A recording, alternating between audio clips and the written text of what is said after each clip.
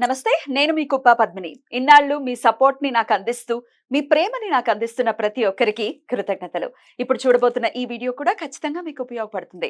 Like, share and subscribe చేసి మీ ఇష్టాన్ని అలాగే మీ సపోర్ట్‌ని నాకందించండి. అలాగే ఈ వీడియో పట్ల మీ అభిప్రాయాన్ని కామెంట్ సెక్షన్‌లో కామెంట్ చేసి నాకు తెలియజేయండి. నమస్తే. నమస్కారం. శుభోదయం కార్యక్రమానికి స్వాగతం. ఈరోజు 4వ తారీఖు ఆగస్టు నెల 2024 సంవత్సరం ఆదివారం. శ్రీ క్రోధినామ సంవత్సరం దక్షిణాయనం గ్రీష్మ ఋతువు. ఈరోజు ఆషాఢ మాస బహుళపక్ష అమావాస్య తిథి సాయంత్రం 4:42 వరకు. తదుపరి శ్రావణ మాస శుక్లపక్ష పాడ్యమి తిథి పుష్యమి నక్షత్రం మధ్యాహ్నం 1:26 వరకు. తదుపరి ఆశ్లేష నక్షత్రం. సిద్ధి యోగం ఉదయం 10:38 వరకు. తదుపరి వ్యతిపాత యోగం. నాగవకరణం సాయంత్రం 4:42 వరకు. కింస్థుగ్న కరణం రాత్రి తెల్లవారుజామున 5:19 వరకు ఉంటాయి. నక్షత్ర వర్జం రాత్రి 3:16 నుండి 4:59 వరకు. అమృతకాలం ఉదయం 6:39 నుండి 8:21 వరకు. హైదరాబాద్ ప్రాంతం వారికి సూర్యోదయం ఉదయం 5:56 సూర్యాస్తమయం సాయంత్రం 6:48 చంద్రోదయం లేదు. చంద్రాస్తమయం సాయంత్రం 6:59 అభిజిత్ ముహూర్తం పగలు 11:56 నుండి మధ్యాహ్నం 12:48 వరకు. దుర్ముహూర్తం సాయంత్రం 5:05 నుండి 5:56 వరకు. రాహుకాలం సాయంత్రం 5:11 నుండి 6:48 వరకు. గుళిక కాలం మధ్యాహ్నం 3:35 నుండి సాయంత్రం 5:11 వరకు. యమగండం మధ్యాహ్నం 12:22 నుండి 1:59 వరకు. తెలుగు రాష్ట్రాలలో ఈ రోజును చుక్కల అమావాస్యగా జరుపుకుంటారు. వివాహిత స్త్రీలు ఈ రోజు ఉపవాసం ఉండి ముందుగా మట్టితో చేసిన గణపతి ప్రతిమను పూజించి పసుపుతో గౌరమ్మను తయారు చేసి గౌరీదేవిగా భావించి ప్రత్యేక పూజలు చేసి కుడుములు నైవేద్యంగా సమర్పిస్తారు. ఈ వ్రతం ఆచరించడం వలన వారి భర్తలకు పరిపూర్ణ ఆయురారోగ్యాలు కలిగి సుఖ దాంపత్య జీవితం లభిస్తుంది అని నమ్మకం. ఒరిస్సా ప్రాంతంలో ఈ రోజుని చిత్తలగి అమావాస్య పేరుతో జరుపుకుంటారు. చిత్త అంటే బంగారంతో చేసిన భాషికం అని అర్థం. పూరి జగన్నాథుడి నుదుటి మీద బంగారు భాషికం అలంకరిస్తారు.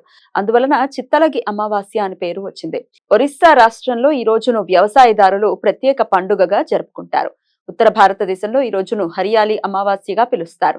మధుర, బృందావనంలో ప్రత్యేక ఉత్సవాలు జరుగుతాయి. వేల మంది కృష్ణ భక్తులు ఈ రోజు బృందావనంలోని బాన్కే బిహారీ దేవాలయంలోను, మధురలోని ద్వారకాధీష్ దేవాలయంలో శ్రీకృష్ణుడిని దర్శించుకోవటం చాలా పుణ్య విధిగా భావిస్తారు. మహారాష్ట్రలో ఘటరి అమావాస్యగా, కర్ణాటకలో భీమన అమావాస్యగా, పతి సంజీవిని వ్రతంగా, తమిళనాడులో ఆడి అమావాస్యగా ఈ వ్రతం జరుపుకుంటారు. ఈరోజు పిండ పితృ యజ్ఞ. పితృదోషాలతో బాధపడుతున్న వారు ఈ రోజు పితృదేవతలకు శ్రాద్ధ కర్మలు ఆచరించి త్రిపిండ పితృదోష పూజ ఆచరిస్తారు. తమిళ సాంప్రదాయ పంచాంగముల ప్రకారం ఈరోజు ఆడి అమావాస్య. భక్తులు సముద్రంలో, నదులలో పుణ్య స్నానాలు చేయటం పవిత్ర విధిగా భావిస్తారు.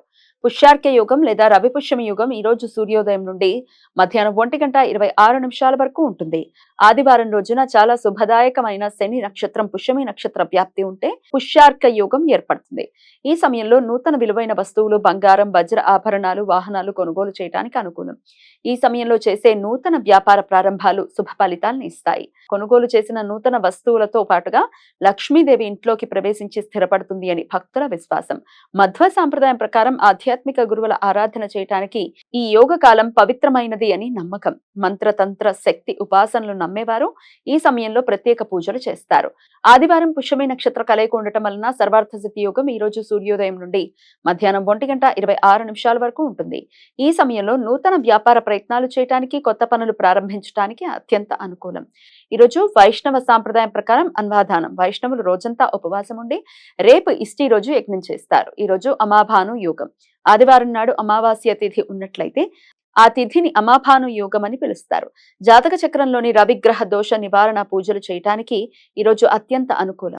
మహానదులలో, సముద్రాలలో పుణ్య స్నానాలు చేయటం విశేష ఫలితాలు కలుగుతాయి. పతార్క యుగం ఈ రోజు ఉదయం 10:38 నుండి రేపు సూర్యోదయం వరకు ఉంటుంది.